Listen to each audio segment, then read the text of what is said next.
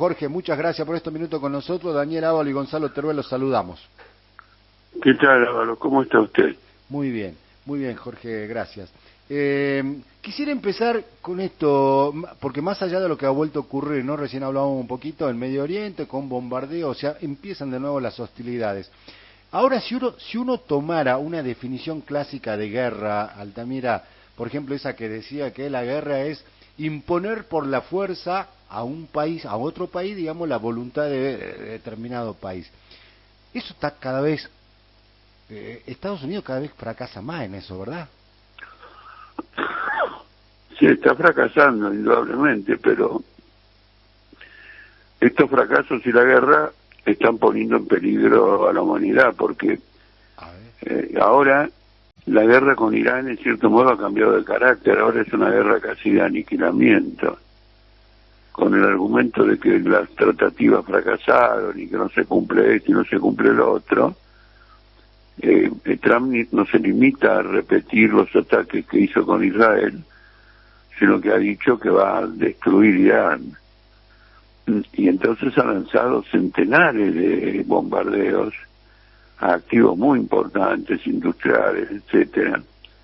Y yo quisiera destacar dos cosas para no hacerla muy larga.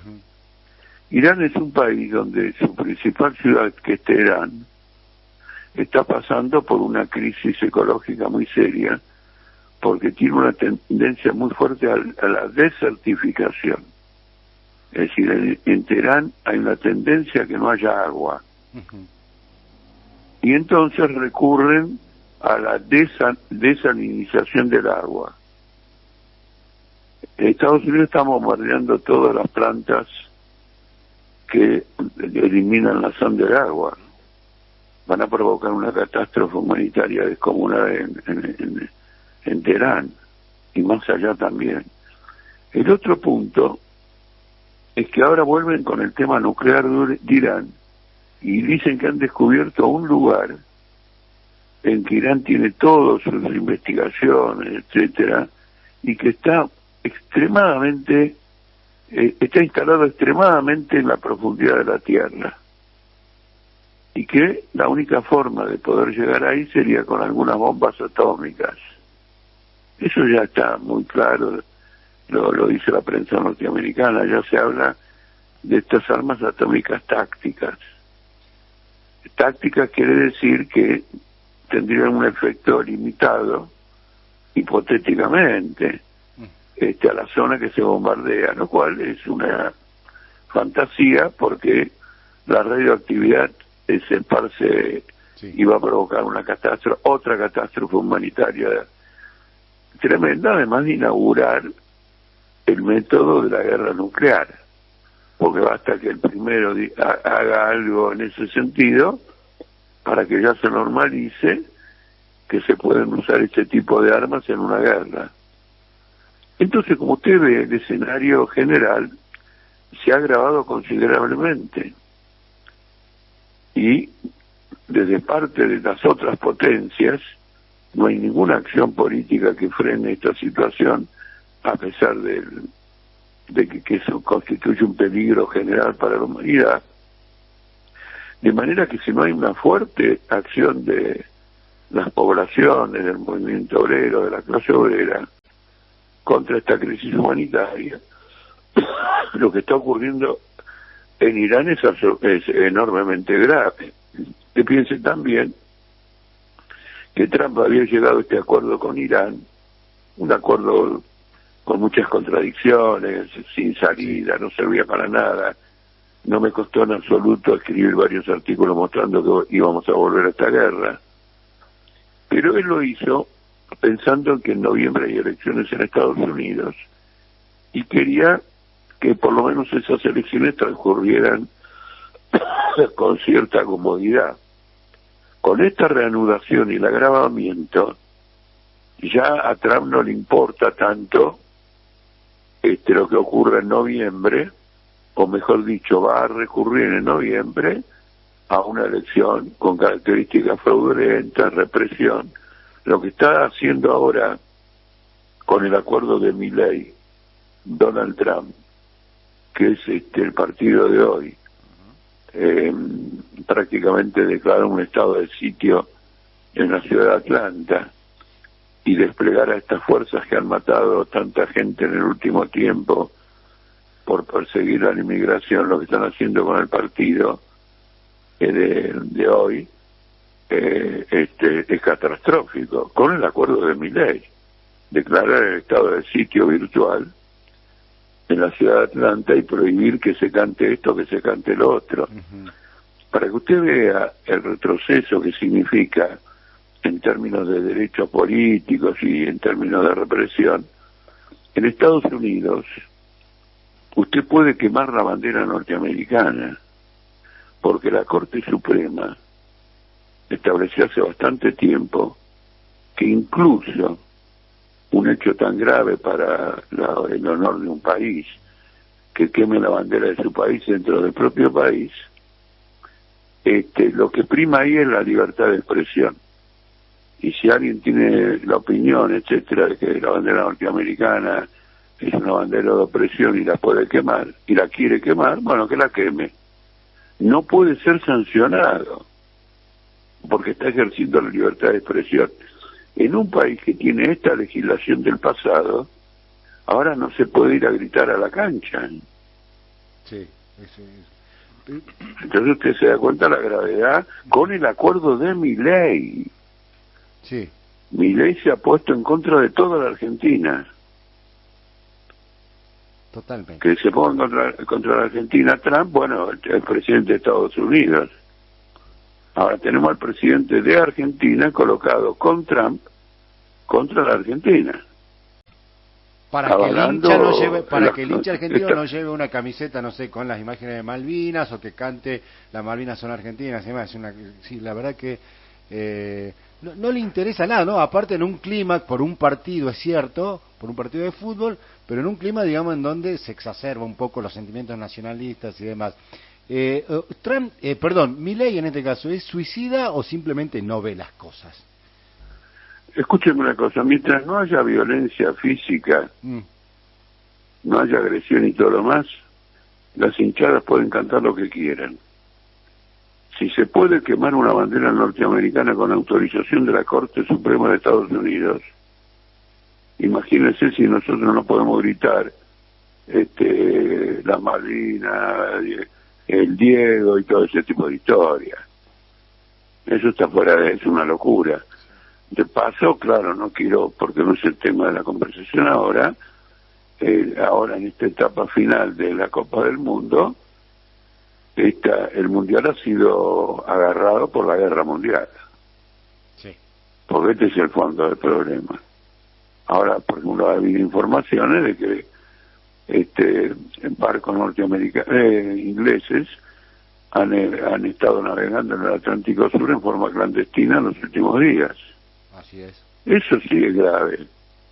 Eso es grave, claro, porque es una agresión militar contra la Argentina. Ahora una hinchada no es grave. Lo llevo un poquito a Irán, de nuevo, lo retomo un poquito de Irán de nuevo, Altamira, porque usted dijo algo que a mí me está dando vuelta desde que lo escuché y no lo puedo creer.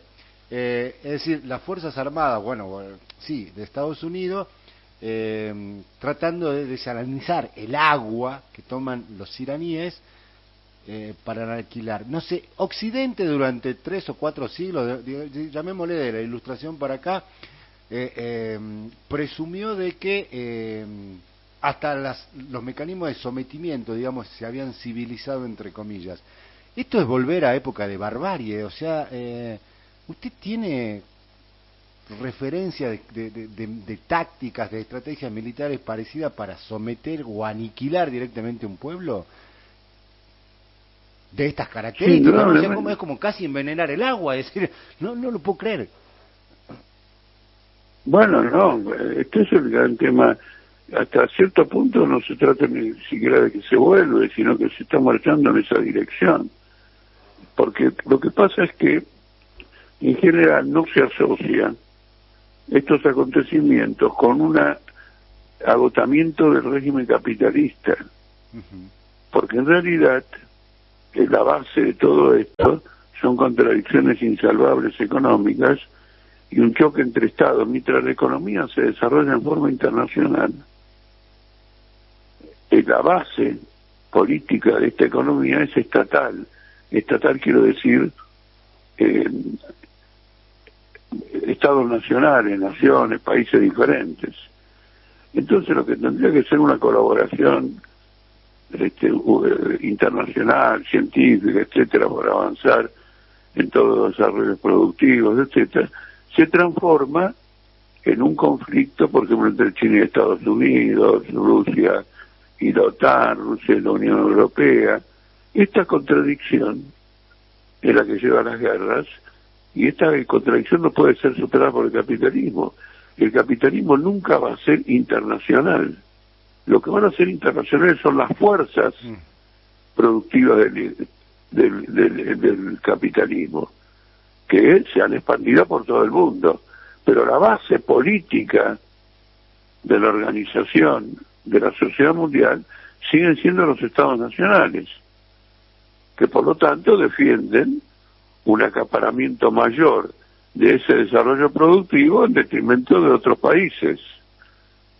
Y entonces tiene esta guerra: quién domina el mercado mundial, quién domina la fabricación de semiconductores, quién domina esto y quién domina lo otro. ¿Y a quién carajo le importa quién domina? Si lo que hay que hacer es simplemente desarrollar todos los conocimientos científicos en beneficio general de la humanidad. Para eso es necesario una sociedad socialista mundial, donde no haya un interés nacional contra otro interés nacional. Jorge, esta guerra en el Oriente Medio, y que tiene sus implicancias obvias sobre la economía mundial, ¿tiene final cercano o se va a extender en el largo plazo? Bueno, ¿quién controla la situación? Porque ocurre lo siguiente: para volver a un sistema de equilibrio no bélico, hay que adoptar alguna medida profunda, porque el equilibrio ese no bélico, de no sé cuándo, después de la Segunda Guerra Mundial, ha derivado en este conflicto. Entonces, ¿cómo se rebobina hacia atrás? Yo acabo de escribir un artículo donde muy interesante, pero no el artículo, eso lo dirán los lectores si es interesante o no. Lo que es interesante es el material que expongo en ese artículo, porque es prácticamente una polémica entre dos grandes diarios, uno inglés y otro norteamericano, el Economist de Inglaterra y el Wall Street Journal de Estados Unidos, a raíz de que un oligarca ruso escribió un artículo que publicó en el Economist, señalando la necesidad absoluta de que Rusia sea integrada al sistema mundial, porque si Rusia, en lugar de ser integrada al sistema mundial, se la busca destruir, el mundo va a entrar en un caos sin límites. Y el Economist dice, bueno, atendamos a esta situación, y este oligarca lo que propone es una componenda. Bueno, no, a ver cómo hacemos para que cada uno esté en una estructura mundial. En realidad lo que él está diciendo es volvamos hacia atrás, porque hasta hace unos años atrás se estaba discutiendo que Rusia integrara a la OTAN. Y Putin iba a las reuniones del G8, a las reuniones de las potencias capitalistas principales. Es decir, que estaba diciendo volvamos a la situación pacífica anterior. Pero la situación se ha desbordado tanto que la ambición ahora de los principales grupos capitalistas es la dominación de Rusia y de los recursos de Rusia. Y que no podemos volver atrás. Acá hay que imponer ahora la dominación nuestra, porque todo lo anterior ha entrado en crisis. ¿Y quién dice esto de no aceptar? El Wall Street Journal, el diario norteamericano, que en respuesta a este oligarca le dice que lo que dice este oligarca es muy poquito, es una concesión menor y llega muy tarde. Es decir, que hay que llevar la guerra hasta el final contra Rusia y que sea lo que Dios quiera, dividir el país, etcétera, etcétera. Hago este desarrollo esta explicación que le estoy dando a ustedes, la desarrollo en este artículo, tocando la parte fundamental, porque tanto The Economist como el Wall Street Journal, lo único que están haciendo es transmitiendo a los lectores, bajo la forma de opiniones propias, lo que ellos han escuchado en las cancillerías. No es que es un grupo de intelectuales universitarios, es gente vinculada al poder. Y lo que no pueden decir los altos funcionarios y las discusiones que tienen se filtran a través de publicaciones como esta. Es decir, que el poder está discutiendo si hacer una componenda con Rusia o no, que sí la favorece The Economist, pero los norteamericanos dicen, no, acá hay que ir a fondo hasta el final. Y es lo que están haciendo en Irán. Entonces lo que tiene que entender la población, el mundo del trabajo, los estudiantes, los estudiosos, es decir, toda la gente que simplemente quiere vivir su vida, es que sin una lucha decisiva contra el imperialismo y el capitalismo, vamos a una época de barbarie definitiva.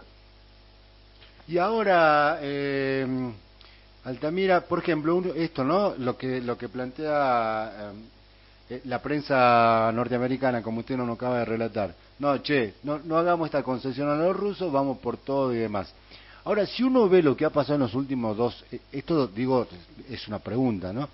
Si uno ve lo que ha pasado, digamos, con Irán en los últimos 3, 4, 5 meses, muchos nos sorprendimos, capaz que ingenuamente, pero nos sorprendimos finalmente, de que la principal potencia militar del mundo, como Estados Unidos, aliada en su momento con, no sé en qué rango está el ejército israelí, pero en el top 5 o en el top 10 está seguramente, y no han podido imponerle su voluntad, digamos, al ejército iraní por medio de la guerra. ¿Podrían imponérsela a los rusos? Más allá que uno podría decir, bueno, los rusos tampoco pudieron con los ucranianos, qué sé yo, pero uno siente que hay como una especie de, en términos militares, y capaz que estoy usando mal la palabra, me disculpo, pero hay como una especie de empate permanente que termina por no resolver nada finalmente, y se avanza hacia más barbarie, como usted dice. Pero ¿podrían los yanquis hoy? El tema es el siguiente.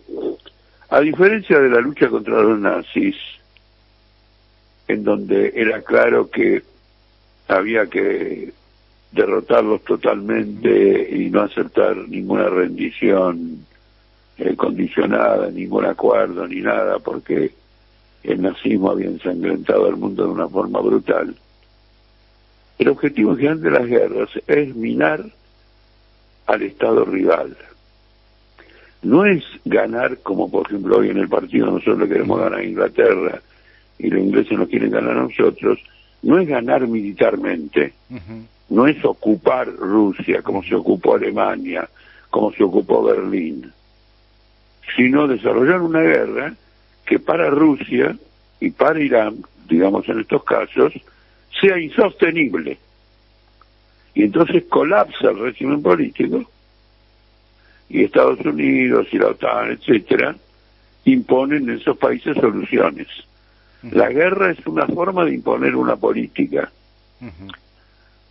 Esta es la orientación general. Claro, no, con ahora, ese concepto, ahora un protagonista de esta ecuación es el pueblo norteamericano. Porque para hacer esta guerra, Estados Unidos va a aprobar ahora un presupuesto militar de $1.500.000.000.000.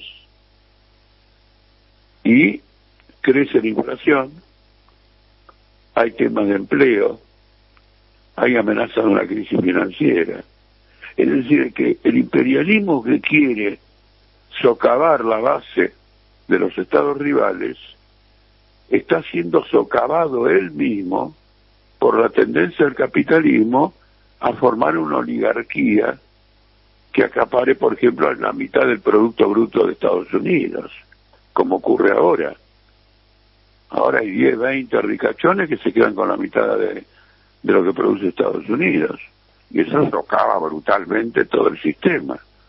Por eso apareció este hombre, Thiel, de esta empresa de inteligencia artificial Palantir, que plantea abiertamente que hay que terminar con la democracia, que la democracia es enemiga de la libertad.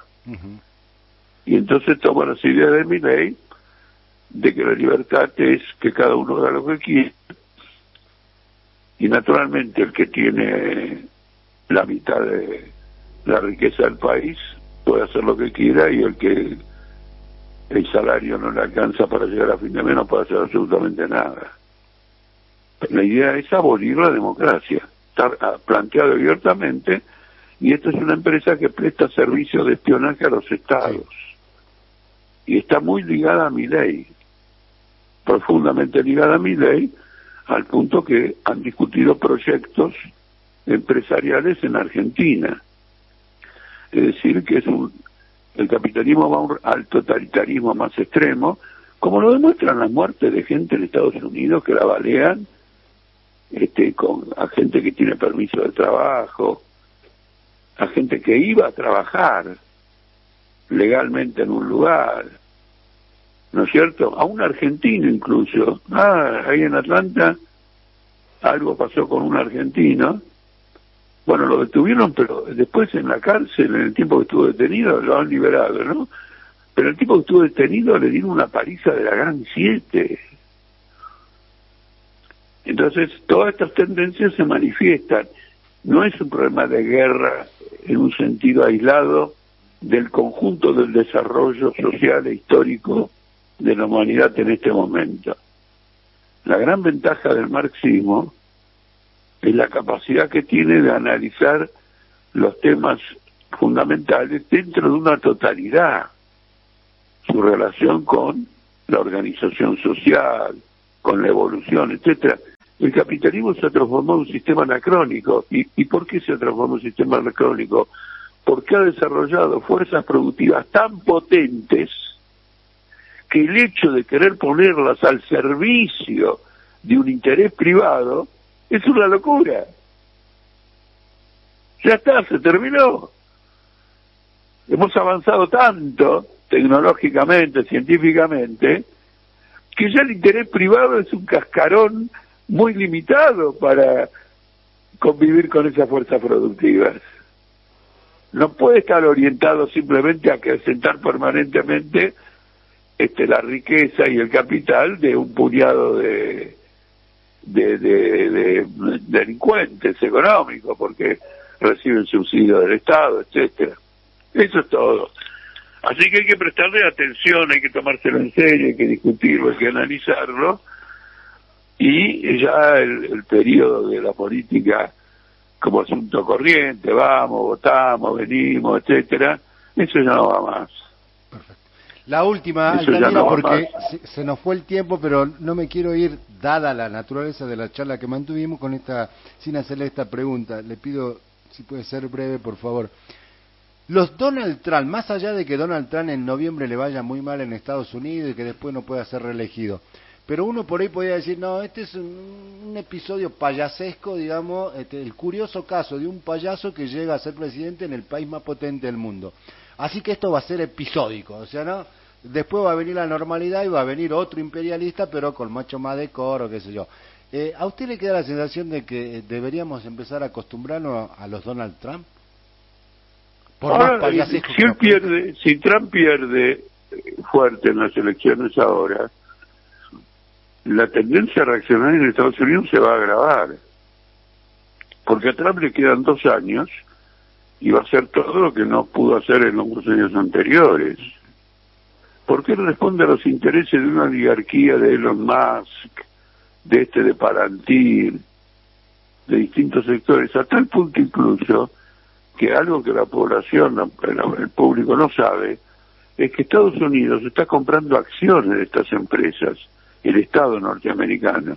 Naturalmente el que ordena la compra es Trump, y entonces parcialmente el Estado interviene en estas empresas, digamos, para sostenerlas en la competencia internacional y para someterlas frente a la dominación extrema que hay en el público.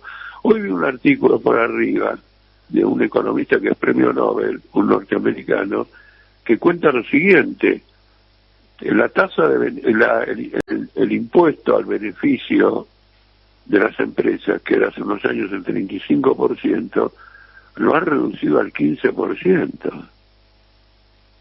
Entonces prácticamente es la puerta abierta a la acumulación de riqueza en pocas manos, más grande que se puede imaginar, porque entonces no hay ningún concepto social sobre cómo desarrollar esa riqueza. Y en Estados Unidos, le voy a decir una cosa que poca gente también, bueno, debieran saberla, pero no hay tanto que se sepa. La gente que está por debajo del nivel de la pobreza alcanza unos 30 a 35 millones de norteamericanos. Es el 10% de la población en Estados Unidos. Es impresionante. En Alemania es incluso más alto. Entonces Estados Unidos y Europa se están latinoamericanizando. Bueno, esto es insostenible. ¿Qué quiere que le diga? Esto es insostenible, y así como hay guerras que el imperialismo quiere usar como factor de dominación, va a haber revoluciones que los pueblos van a valerse para emanciparse, como ocurrió en el pasado con las Provincias Unidas, con Estados Unidos, etcétera, etcétera.